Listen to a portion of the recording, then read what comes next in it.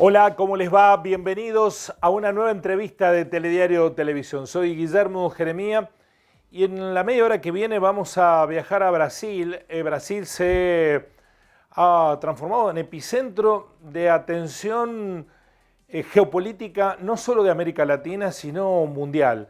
El rol que ocupa la economía brasileña con peso específico en toda América y en el mundo es determinante, y el rumbo que para Argentina Brasil tome también es influyente. Por eso, con las elecciones puestas en el 2 de octubre, en donde intentará Lula da Silva volver a ser presidente de Brasil y Jair Bolsonaro intentará la reelección, vamos a tomar contacto con el economista argentino residente desde hace más de 20 años en Brasil, Carlos Etulain. Un gusto, Carlos, gracias por aceptar la videollamada. ¿Cómo va? Buenas noches, Guillermo. Muchas gracias. Un placer, como siempre. Igualmente. Bueno, ¿hay clima ya de efervescencia electoral o todavía no? Sí, faltan apenas menos de 30 días para la primera vuelta y de acuerdo con las estadísticas, inclusive las que salieron publicadas hoy, todo indica que en la primera vuelta ya se va a definir quién es el nuevo presidente. Además, es importante, como vos decís, porque se contraponen dos figuras muy representativas, ¿no? Digamos, Lula, con la experiencia de dos presidencias y un proyecto desarrollista y siempre mirando para América Latina y las posibilidades de integración, y contra un Bolsonaro que es justamente el proyecto liberal que después de 4 años, bueno, deja a la vista los logros y los desafectos producidos. Entonces el balance va a ser muy importante el próximo 2 de octubre. Bueno, ¿se polariza el electorado desde la perspectiva suya, Carlos? Menos de lo que fue la última elección, en donde, digamos así, que el discurso del odio era novedad y había una gran campaña, inclusive de los medios, sobre todo los medios más tradicionales, contra Lula y su partido, el PT.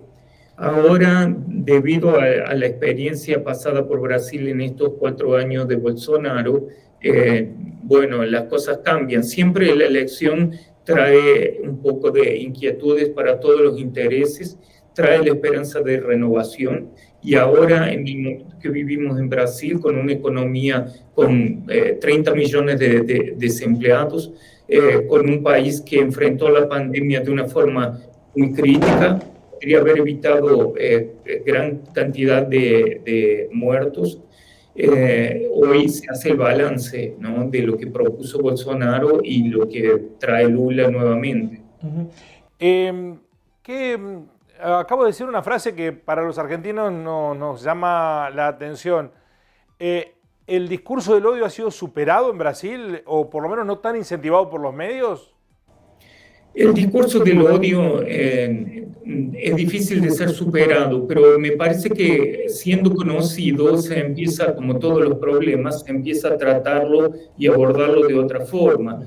Hoy se sabe más quién lo produce en el mundo y quién lo produce en cada región y en cada lugar, en cada partido político, en fin. Están desde los grupos que generan pensamiento y se articulan con los medios y con la empresa, y esto ha sido muy denunciado en el mundo y en el propio Brasil. Entonces, todos los instrumentos mediáticos, los robots, las noticias falsas, las fake news y estas cuestiones que dominan el panorama político, hoy me parecen más conocidas de lo que eran algunos años atrás. Entonces, también me parece que en la política se puede tener engañada a la gente durante un tiempo, pero no durante mucho tiempo. Y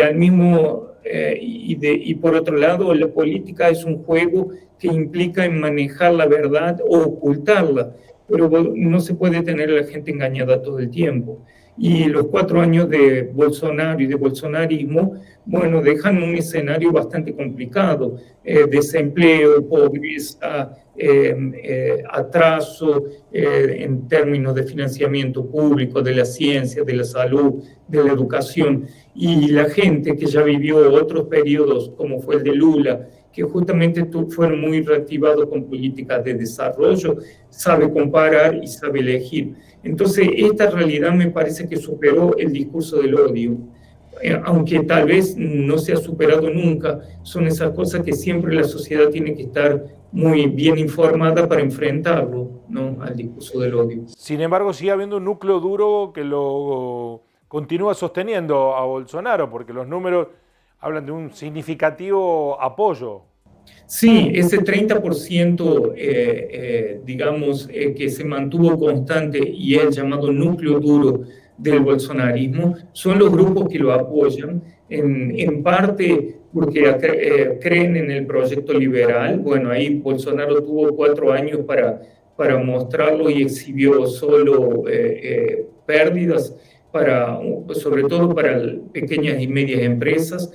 Se perdieron el papel de Brasil, como vos lo dijiste, muy importante en la región y en el mundo, y estos últimos días la prensa divulgó comentarios de grandes investidores financieros o gerentes de fondos que dicen que el ministro Guedes, que es el ministro de Economía de Bolsonaro, no es competente para seguir administrando. Entonces son señales de que el barco del Bolsonaro se hunde, ¿no? Y cuando esto pasa, bueno, las apuestas que se hacen en la política, los capitales que se invierten, los intereses que se defienden, básicamente en el caso de Bolsonaro, como en la política neoliberal, básicamente 2 sectores eran los más que lo sustentaban a Bolsonaro, que son el sector financiero y el sector del agronegocio, del rentismo, los dueños de las tierras, de la riqueza del suelo, que son riquezas igual a la que ganan altísimos lucros, ¿no? Basta ver el valor de las tasas de interés en nuestros países. Y para estos sectores Bolsonaro entró en medio del discurso del odio, con Lula preso por un problema de lawfare. Sirvió, digamos, para esta estrategia. Pero después de 4 años, el núcleo que lo defiende son entonces o estos grupos, que también hay sectores que saben negociar, saben ser democráticos, digamos así, y lo van a abandonar a Bolsonaro, o entonces lo que son, digamos, sus fanáticos que no estáticos y que siguen a Bolsonaro fielmente. Se esperaba que Bolsonaro hiciera una campaña un poco más afectiva. Al final la política envuelve deseos, conquistas, empatías. Y después que pasó la pandemia y de fuertes acusaciones que recibió, se esperaba un Bolsonaro un poco más relajado y más tranquilo para conquistar los votos de la clase media, sobre todo, que también rechazaba a Lula o al PT. Sin embargo, Bolsonaro apareció como un discurso que solo reforzó este 30%, que son los seguidores, digamos así, radicales, chiitas, en el sentido de que no se mueven de ese lugar y que creen, por ejemplo, en los desmanes que Bolsonaro manifiesta, ¿no? Como en la única debate presencial que hubo en una red de televisión, Bolsonaro atacó a una periodista. Entonces, bueno, este tipo de actitudes de señalar armas, de reírse de las personas que estuvieron afectadas por el COVID, son actitudes que refuerzan el núcleo duro. Y la última estadística mostró que él llegó al techo del núcleo duro y de ahí ya no se mueve más. En cuanto que Lula aparece con un 46% y con tendencia creciente, lo que hizo suponer y apostar más todavía en que en el primer turno se va a resolver la elección. Carlos, respecto de lo que usted acaba de mencionar, el rol de la justicia, porque nosotros estamos viviendo un escenario parecido, ¿fue superada la instancia? Porque Lula estuvo efectivamente 2 años preso, en lugar de minimizar su caudal político, terminó consolidándolo, le terminó ayudando a Lula. Bueno, en la vida de un político, las actitudes, los hechos que pasan, que muchas veces son producidos, son condiciones de las circunstancias, pueden glorificar y transformar a un político en héroe. Eso lo vemos sobre todo en los políticos que tienen inserción popular. Como es el caso de Lula, como es el caso de Cristina. En el caso de Lula, el lawfare que llevó a que estuviera todo este tiempo preso, de otro lado le trajo una adhesión de respeto y de solidaridad enorme, ¿no? Siendo que al mismo tiempo este proceso fue demorado, pero se demostró que no había pruebas suficientes para culparlo, entonces él fue declarado inocente. Una vez resuelto esta situación, Lula pues, inició su vida política de siempre y empezó a hacer campaña desde el momento cero y viajar por el país y dar entrevistas y hablar con la gente, menos preocupado con Bolsonaro, más preocupado en retomar un proyecto de desarrollo del Brasil. Y en esto creo que hay una diferencia entre el Poder Judicial de Brasil y el de Argentina. ¿Ha cesado esa implicación, Poder Judicial, Poder Político, que lo llevó preso a Lula? Bueno, la prisión de Lula es un eslabón en una historia un poco más larga que empieza con los intereses que tienen nuestros países y una fuerte tradición de pelea entre los liberales, neoliberales y los que defienden el desarrollo y la política pública. Siempre las políticas keynesianas, intervencionistas, de protección social y de inclusión, son políticas que reciben fuerte crítica de los liberales porque dicen que esto trae gasto que produce inflación. En realidad son transferencias de ingresos que deben ser producidas para superar las desigualdades. Pero esto, por más justo que pueda parecer, no tiene la misma aceptación en términos de política. Y Bolsonaro apareció en esta historia una vez que se permitió que Lula, una vez que se impidió que Lula participara. Me parece que hoy las estadísticas muestran el resultado que Lula hubiera tenido 4 años atrás cuando fue preso por lawfare para evitar que se candidatara. Entonces se dio, digamos, 4 años más de neoliberalismo y de posibilidades de avanzar en los lucros de estos sectores más favorables, más favorecidos, la finanza y el rentismo. Desde su perspectiva como economista, al fin, ¿es determinante la cuestión económica en la decisión de los brasileños? No solo, no. Los brasileños hacen política de una forma muy diferente a nosotros los argentinos. Los brasileños no van tanto a la calle como van los argentinos. No salen a gritar tanto como se hace en otros países. La vida política vivida en la calle. Acá es menos. Hay un sufrimiento social aprendido por más de 200 años de esclavitud, en que las personas son inteligentes y aprenden a manifestarse de acuerdo con las condiciones. Entonces muchas veces saben los brasileños que no es apenas ir a la calle y gritar. Aunque en Argentina esto sea efectividad pura, la vida propia de la política en la calle, ¿no? Son idiosincrasias distintas y sufrimientos sociales distintos. Y en el caso del Brasil, lo que se aprende es que la gente de cierta forma hace una performance y una manipulación dependiendo de las condiciones. Por ejemplo, ahora la gente sabe que con Lula hubo comida en la mesa, que fue el gran proyecto de 2004, cuando se eligió la primera vez. Y hoy se precisa de nuevo que tener comida en la mesa. La gente está muy pobre, no tiene comida. Comer 2 veces por día para una familia es improbable.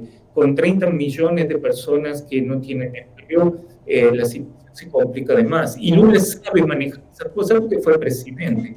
Cuando se pregunta respecto a estas cosas, él sabe el manejo de la burocracia, del aparato de gobierno, sabe dar opiniones y la gente sabe oírlo. Cuando se dice todos los políticos quieren ser populares, pero esto es lo difícil, tener la sintonía con la población. Para esto se precisa de un lenguaje que no son muchos los que lo consiguieron en la historia política de cada país. Introduje la variable económica porque si aquí en la Argentina pasara lo que entiendo ha sucedido en los últimos 2 meses en Brasil, que hubo deflación, bueno, el que acertara eso en la Argentina sería gobernante por siglos. Sí, en realidad en Brasil no hubo tanta deflación, fue más la manifestación de algunos indicadores porque hubo ese descuento de la gasolina, ahora Bolsonaro descuenta el valor de la garrafa de gas, que es vital para gran parte de la población, y por ahí va con otros descuentos. Lula, y ahora, por ejemplo, él había anulado el programa Bolsa Familia, que era el programa de transferencia de ingresos de Lula, y en los últimos meses, a pesar de que fue muy criticado por esto, hizo una actitud de un movimiento para pagar entonces nuevamente esa ayuda a las familias. Y Lula salió al cruce y dijo, recíbanlo al pueblo, ¿no? A la gente, recíbanlo, pero me voten a mí, que yo sé hacer esto. Claro, sí, voten el auténtico, no la imitación.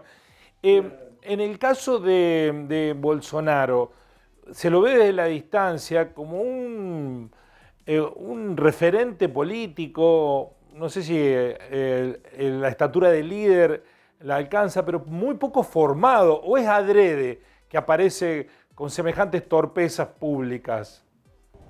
La torpeza de Bolsonaro es una brutalidad increíble. Llega a quedar abajo de cualquier categoría humana. Él se deshumaniza todo el tiempo, por las expresiones, por los modos toscos, por la falta de humildad, por la arrogancia, no solo por lo que no sabe, pero sobre todo por la ignorancia con que trata asuntos muy serios como salud, educación, la propia ciencia. Ese 30% que defiende el núcleo duro precisan, por ejemplo, rechazar a la ciencia, con lo cual se rechazan los argumentos más fundamentales para cualquier debate. Entonces, digamos, es un sector de la sociedad que existe, así como existe una derecha que se fortaleció con el neoliberalismo en los últimos años en el mundo, así como existe el fascismo, el nazismo. Son formas que la sociedad tiene de brutalidad y Bolsonaro es tal vez el más digno representante. Ahora él llegó a la presidencia definiendo como alguien que no venía de la política, pero esto no es verdad. Bolsonaro hace más de 30 años que está en la política, él, los hijos, la mujer, en fin, entonces él es de la política. Está ligado Bolsonaro también con capítulos muy violentos en la historia reciente de Brasil. ¿Eso cree usted que también le está pasando factura electoral? Sí, una de las críticas que se hacen es de por qué que él no hizo un movimiento que en la política es tan necesario de amenizar y conquistar. Porque la política tiene las cuestiones de habilidad de cada jugador y se esperaba un poco eso, ¿no? Y al mismo tiempo él siguió con ataques y basó la campaña en 3 cosas que no funcionaron. Una, la crítica al sistema electoral, la urna electrónica, que es un sistema absolutamente correcto, perfecto y uno de los más modernos del mundo, contando que Brasil tiene una extensión continental y una diversidad enorme porque votan todo tipo de poblaciones en los lugares más lejos que puedan ser imaginados. Y el sistema de la urna electrónica es inmediato y perfecto e inviolable, es controlado, ella muchas veces estuvo en experiencia, y es controlado internacionalmente. Bueno, él usó eso para atacar su motivo de obsesión, que es la Suprema Corte. La Suprema Corte, diferentemente del caso de Argentina, punió el lawfare, y hizo algunas mudanzas, algunas modificaciones y dejó que Bolsonaro hablara mucho y se perjudicara con esto.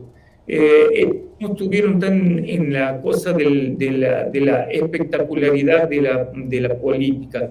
Lo dejaron avanzar y hoy Bolsonaro carga en sus espaldas varios procesos de ilegalidad. Entonces, con un barco que se ahonda, que se hunde en el mar de la política, empiezan a ser cobrados los crímenes y los ilícitos de él y de la familia. Esto es interesante porque Lula esta semana fue entrevistado por un periodista que es representante de la derecha en la CNN brasilera, y fue uno de los políticos que más ostentó que Lula era corrupto y que más defendió la punición, ¿no?, y la cadena. Ahora, cuando lo entrevista, Lula se muestra amable, como es, porque es un político maduro y muy experto, y en dado momento el periodista le preguntó si él estaría dispuesto a indultar a Bolsonaro. Lo que fue una pregunta que para Lula no era ninguna dificultad, porque él quiere ser presidente, no juez. Entonces él evadió la respuesta con mucha calidad. Pero la pregunta levantó otras hipótesis, como el hecho que se confirma hoy que Bolsonaro no crece más, entonces va a perder, y las posibilidades de él estar negociando una salida menos cara, en el sentido de que tiene varios procesos que le van a cobrar. Y de ahí la pregunta del indulto, justamente viniendo de una red y de un periodista que son declaradamente bolsonaristas. Bueno, es como una admisión de que hay un escenario que se le puede complicar judicialmente al propio Bolsonaro. Sí, me parece que le llegó la noche a Bolsonaro y está más que preparándose para conquistar votos hasta la última hora, está preparándose para salir lo menos perjudicado posible. Y esto depende de la justicia, porque tiene varios procesos, no solo en Brasil, también en La Haya. ¿Cuán determinante fue antes y cuán determinante es ahora algo que usted mencionó recién, Carlos, el rol de los medios de comunicación que están bien concentrados, hegemónicos también en Brasil? Lula, cuando salió de la cárcel y volvió a la esfera pública, él fue muy, digamos, atacado por todos los medios y cuestionado. Entonces tuvo que explicar la inocencia muchísimas veces. Entonces, hasta, digamos, un mes atrás, varias estadísticas decían que y prevían este escenario que tenemos hoy. Sin embargo, los medios en todo momento dudaron, y los periódicos tradicionales impresos, sobre todo los de San Pablo, en todo momento pusieron un empate a Lula y Bolsonaro, lo que nunca fue, porque Lula ya comenzó con su 40% allá y en lo alto, y solo fue aumentando, en cuanto que Bolsonaro se mantuvo oscilando. Lo máximo que alcanzó fue un 36%, más o menos en julio, y de ahí tuvo una caída, y ahora se mantiene en ese 30%, el núcleo duro, el llamado núcleo duro. ¿Pero se lo siguen viendo a Lula como el enemigo los grandes medios de comunicación? Sobre todo la red O Globo. Fue hasta gracioso ver que, por ejemplo, la Globo, con periodistas que toda la vida hablaban de Lula, y atrás aparecía una imagen de dólares en un caño como de basura. Y entonces eran llenos de mensajes contra Lula, y ahora en la entrevista fueron muy correctos, y fue el primero gol de Lula, digamos así, la primera prueba, pasar por la Globo. En las otras redes que en esta época de Bolsonaro fueron mucho más de derecha que inclusive que la Globo, y defendieron actitudes antidemocráticas de Bolsonaro inclusive. En las otras redes Lula va muy tranquilo. Él no ha hecho mucho esfuerzo por pelear y atacar, o por ser incisivo. Él ha dejado bastante que las conversaciones fueran adelante, bastante consciente de que él tenía un lugar ya seguro. Y una última cosa, Carlos, ¿por qué es tan importante lo que pasa en Brasil en la relación con lo que Argentina espera o le conviene para el escenario electoral que después tendrá nuestro país? Bueno, yo lo pienso desde el punto de vista de las relaciones internacionales, que siempre en el Cono Sur representaron el Mercosur, por ejemplo, y que siempre son tan necesarias si pensamos en términos de seguridad, de salud, de transporte, de comunicación, de educación. Nuestros países son casi que espontáneamente muy unidos, pero se puede invertir mucho más y con eso ganar en tener un bloque en el Cono Sur de importancia. Pero esto siempre es un proyecto que está en lucha contra los intereses neoliberales, contra los intereses privados que quieren extraer el petróleo pero no pagar royalties, por ejemplo. Entonces, esta es una lucha política que siempre hubo. El hecho de que gane Lula coloca en el horizonte nuevamente la posibilidad de hacer alianzas que lleven adelante procesos de desarrollo y no de litigios o de guerras. Si pensamos en esta pandemia que nos afectó durante 2 años, solo salimos por actitudes que son colectivas. Nadie podría salvarse del COVID si no estuviéramos todos vacunados. Y la vacuna vino de la ciencia. Estas experiencias en los últimos años, yo creo que marcó a la gente y entonces la gente tiene como uno de los condicionantes a la hora que va a votar, elegir o discutir estas referencias. Necesitamos de estadistas, necesitamos de gobierno, necesitamos de un Estado, pero no de cualquier Estado, de un Estado que haga políticas públicas, que integre los países, los gobiernos, que hagan negocio en favor de la población. Que vemos, esto no es una imposibilidad, esto es lo que pasó para que Europa se desarrollara, por ejemplo, el propio Estados Unidos y Canadá. Entonces es una gran posibilidad que se abre con un nuevo gobierno de diálogo, por ejemplo, entre Brasil, Bolivia, Argentina, Perú, Uruguay, Chile, nuevas posibilidades de que la política de alguna forma regule el capitalismo más salvaje para que tengamos una sociedad más equilibrada, justa y menos desigual. Carlos, un placer como siempre escucharlo y a menos de 20 días de las elecciones, bueno, la expectativa irá en crecimiento de aquí hasta el 2 de octubre.